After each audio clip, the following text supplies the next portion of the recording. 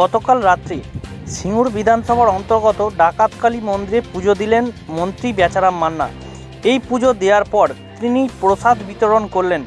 এর পাশাপাশি বেচারাম মান্না সাংবাদিকের মুখোমুখি হয়ে বললেন, জেতার জন্য মায়ের কাছে পুজো দিলাম এবং রাতেই গণনা কেন্দ্রে রওনা হলাম। হুগলি সিঙ্গুর থেকে প্রবীর বসুর রিপোর্ট, হুগলি বার্তা।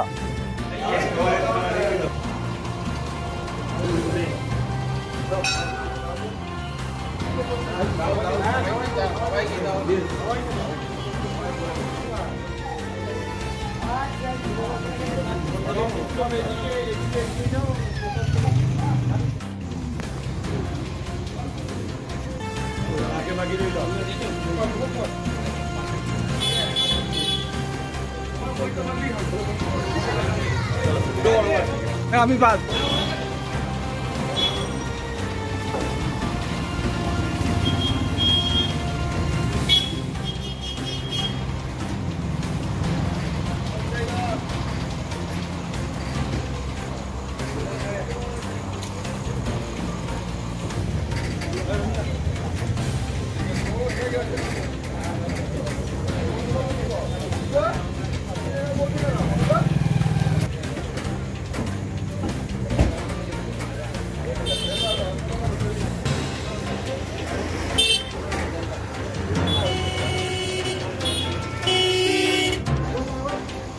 দাদা, যে মা ডাকাতি কালীবাড়িতে এলেন কেন, কি কারণে?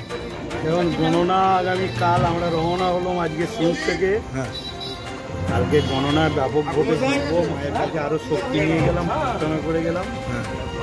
আমাদের প্রচারে শুরু হয়েছিল এই কালীবাড়ি থেকেই এবং আমাদের মায়ের আশীর্বাদ সর্বত্রই থাকে সবসময়। এই জন্য একদম মায়ের আশীর্বাদ নিয়ে গণনা কেন্দ্রে আসি।